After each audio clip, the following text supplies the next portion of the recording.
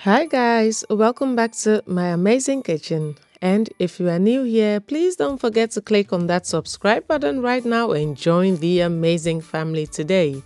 In this video, we are going to be making some festive, delicious Ghanaian style pound cake. So easy to make and very needed for this festive season. So come along and let's get started.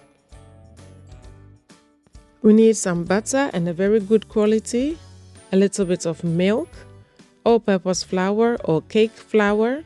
We need some fresh eggs. We also need a little bit of salt and some nutmeg, baking powder and the zest of 1 orange, 1 extra tablespoon of flour, raisins, vanilla extract and some green and red food coloring and some sugar.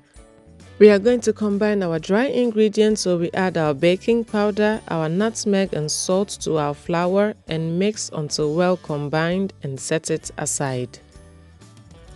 Add the extra tablespoon of flour to your raisins and toss it around until all the raisins are coated with the flour and set that aside as well.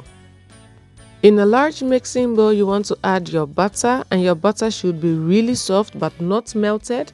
And then add your sugar, and you are going to cream the two together until it becomes light and fluffy. If your butter is melted, your cake is going to come out really greasy, and we don't want no greasy mess. Once your mixture becomes very light, fluffy and pale in color, you want to add your eggs one at a time. But add the next egg only if the previous one is well incorporated. So that's my 4th egg right there, and I'm going to beat it until that is also well incorporated. Now sieve in your dry mixture, and sieving the mixture will make your cake very light and airy. Now continue to mix on low until all the flour is incorporated, and then on high for just 1 minute, making sure to scrape down the sides. Stop mixing as soon as all the flour is well incorporated so you don't overdevelop the gluten in your cake, and then add your milk and continue to beat that in as well. Now grate in the zest of 1 orange, and if you don't have an orange you may use either a lemon or a lime, but in my opinion the orange complements the cake better.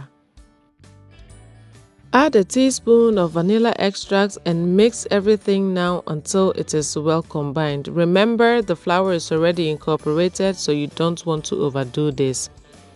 I'm going in with my spatula just once and my cake batter is done.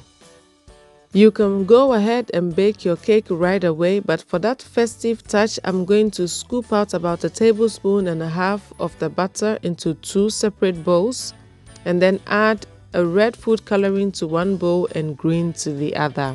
And I'm going to mix it until the color is as vibrant as I want it to be.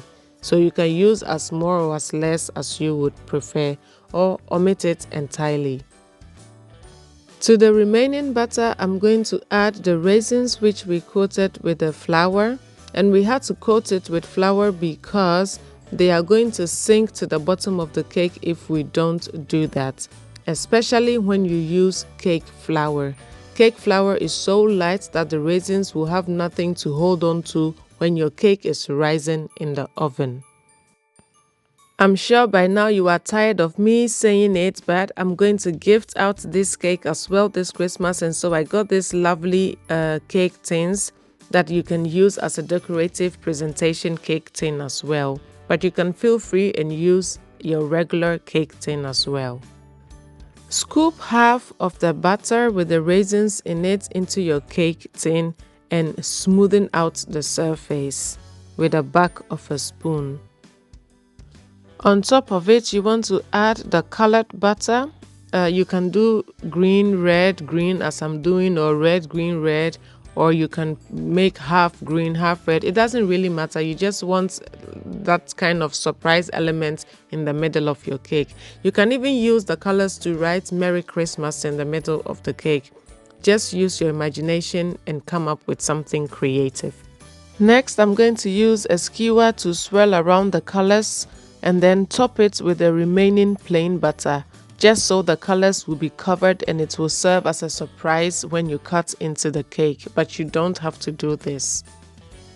This is how I remember my aunties and my grannies bake this cake during Christmas, and that's the reason why I'm doing it this way. But the possibilities here are endless, so make it yours, because after all, it's your cake. Next, we are going to bake the cake in a 160 degrees preheated oven, and we are going to bake it for about 60 minutes. But keep an eye on it because every oven works differently. I do the skewer test after 60 minutes and it comes out clean, so I know my cake is cooked, and I take it out and allow it to cool for about 5 to 10 minutes.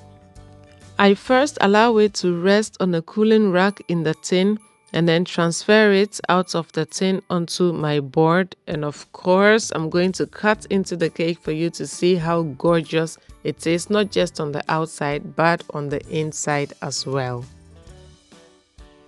And here we go. Ta-da! Just look at how beautiful. Can you see the marbling effect of the colors we added? It just makes it so beautiful, so colorful, and so festive. This is what Christmas is all about. The cake is super moist, so soft, so fluffy. Just don't overbake this cake and you are going to love it. Can you imagine serving this cake to your friends and family at your Christmas dinner this year? They are really going to love it. I mean, this is so easy to make with basic ingredients that you probably may have in your pantry and in your fridge. And of course, I'm going to list everything down below so you can make this cake this Christmas and enjoy it. So until I come your way next time with another amazingly delicious recipe for this festive season, please don't forget that cooking should always be fun and exciting. So try to cook each meal with love and see it radiate through the hearts of your family. Thank you so much for watching, guys, and see you in my next video. Bye.